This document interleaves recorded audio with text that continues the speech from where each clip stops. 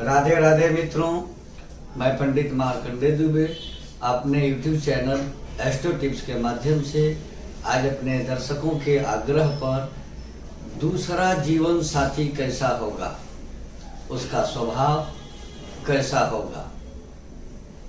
कुंडली में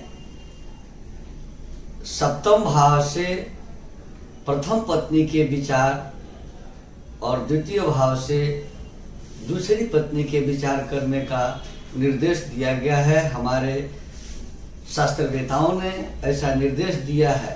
पंचम भाव से प्रेमिका का विचार किया जाता है।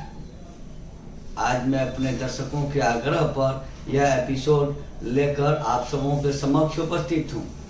यह एपिसोड दूसरा जीवन साथी कैसा होगा और उसका स्वभाव कैसा होगा, इसी पर है। यही इसका टाइटल भी होगा। मित्रों, दुर्भाग्य से किसी व्यक्ति की दूसरी शादी होती है, या तो उसका जीवन साथी नहीं रहता है या फिर उससे उसका परित्याग यानी डाइवोर्स हो जाता है। तब किसी जातक या जातिका को दूसरी शादी करने की स्थिति बनती है और दूसरा जीवन साथी कैसा होगा, यह ग्रहों की स्थिति ही स्पष्ट करती है कि उसका दूसरा जीवन साथी कैसा होगा और उसका स्वभाव कैसा होगा।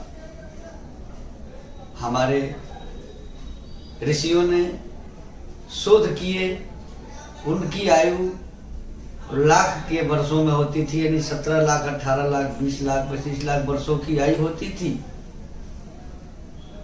कलयुग का मनुष्य केवल देखकर रिसर्च नहीं कर सकता है, अनुभव बता सकता है, और वही अनुभव आप सबों के साथ में साझा कर रहा हूं।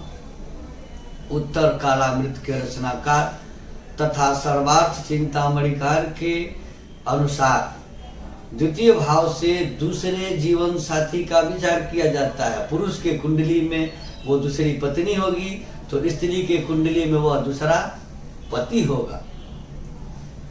द्वितीय भाव में स्थित ग्रहों के आधार पर ही दूसरे जीवन साथी का स्वभाव निर्धारित किया जाता है। रूप और रंग उसमें स्थित ग्रहों के आधार पर ही निर्णय किए जाते हैं। सप्तम भाव पहली पत्नी, द्वितीय भाव दूसरी पत्नी या दूसरा पति, और पंचम भाव प्रेमी प्रेमिका का होता है। वही जो ग्रह स्थित होते हैं, उन्हीं के रूप और उन्हीं के गुण का दूसरा जीवन साथी होता है। द्वितीय भाव में शुभ ग्रह चंद्रमा, बुध, गुरु और शुक्र भी किन्हीं पाप ग्रहों से अगर दृष्ट न हो, देखे नहीं जाते हों, तब भी दूसरे अगर देखे जाते हों तो दिक्कत है, नहीं देखे जाते हों, स्वच्छ हों, तो अच्छा रहेगा।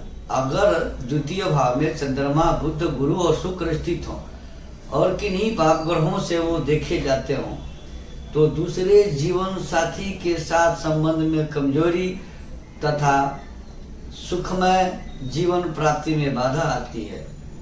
अतः सप्तम भाव के तरह द्वितीय भाव और द्वितीय भाव का अधिपति यानी द्वितीय भावेश स्वच्छ, स्वतंत्र और पीड़ित न हो, तो ही दूसरा विवाह करके जातक या जाति का सुखमय जीवन प्राप्त कर सकता है।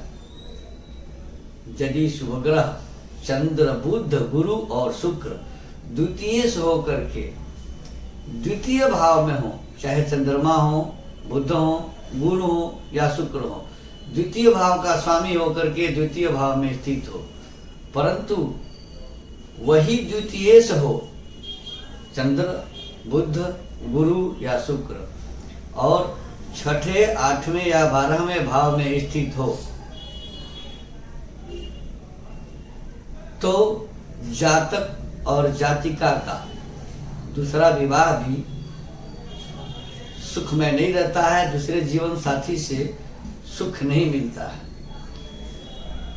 द्वितीय भाव में षष्ठेश अष्टमेश और व्ययेश, चाहे वह चंद्रमा, बुध, गुरु और शुक्र ही क्यों न हो, अगर शुभ ग्रह होकर के भी षष्ठेश, अष्टमेश और व्ययेश हों और द्वितीय भाव में स्थित हों तो जीवन साथी के साथ संबंध कमजोर और कटुतापूर्ण तथा दुखमय जीवन होता है।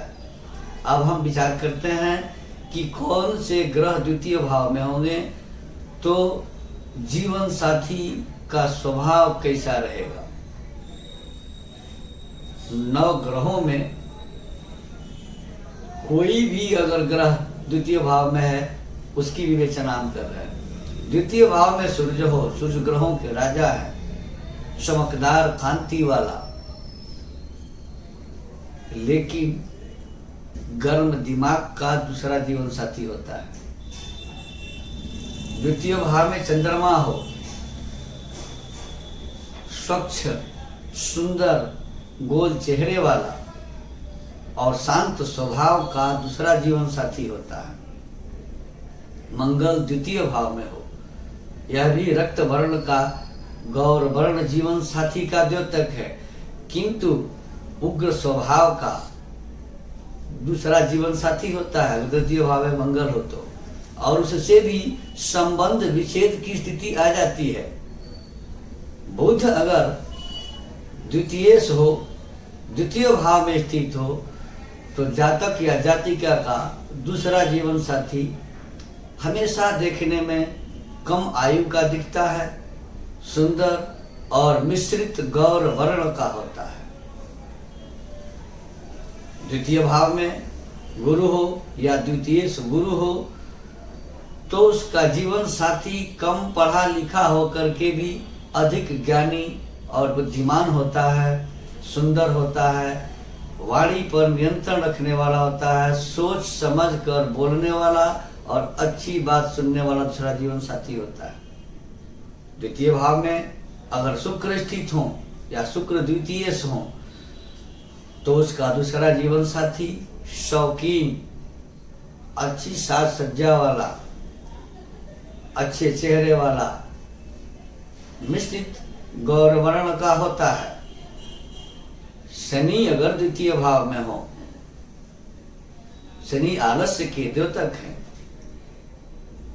द्वितीय भाव में शनि हो या द्वितीय से शनि हो तो जातक या जातिका का दूसरा जीवन साथी अधिक आलसी, बात बात में क्रोध करने वाला, कम ऊंचाई का होता है। दूसरे भाव में राहु और केतु में से कोई भी हो तो जीवन साथी हमेशा वाद विवाह और कलह करने वाला होता है। विवाह, दूसरा विवाह करने के पहले भी कुंडली का मिलान जरूरी होता है। इसके लिए नौमांस कुंडली पर भी विचार कर लेनी चाहिए। और दूसरी शादी का योग तभी होता है जब कुंडली में कहीं न कहीं से मांगलिक दोष आता हो। प्रायः लोग कहते हैं कि 24 वर्ष, 26 वर्ष, 28 वर्ष की आयु में मंगल और मांगलिक दोष समाप्त हो जाता है, लेकिन मित्रों आज तक हमने जो देखा है वो बताने की कोशिश कर रहा हूँ कि स्वभाव नैव मुंचन्ति, स्वभाव नहीं बदलता है।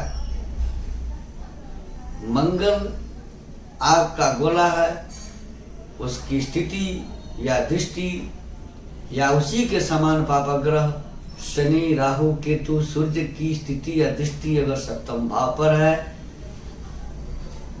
तो वैवाहिक जीवन कष्टमय होता है। उसी तरह अगर द्वितीय भाव पर इन लोगों की स्थिति है, दृष्टि है, तो भी वैवाहिक जीवन दूसरा जीवन साथी के साथ भी कष्टमय रहता है। क्योंकि द्वितीय और अष्टम भाव में भी पाप ग्रह होना वैवाहिक जीवन के लिए सुखमय नहीं कहा गया है। मित्रों बने रहे हमारे साथ इस तरह के एपिसोड के लिए। अगर आप हमसे वास्तु करवाना चाहते हैं, कुंडली बनवाना चाहते हैं, कुंडली दिखाना चाहते हैं, सभी प्रकार के प्रमाणिक रत्न और रुद्राक्ष उचित मूल्यों पर हमारे यहाँ से प्राप्त करना चाहते हैं वाराणसी के पंडितों के द्वारा यज्ञ हवन पूजा पाठ आदि करवाना चाहते हैं तो स्क्रॉल पर दिए गए नंबर से संपर्क कर अपॉइंटमेंट लेकर ये सारी सुविधाएं हमारे यहाँ से प्राप्त कर सकते हैं। धन्यवाद। राधे राधे।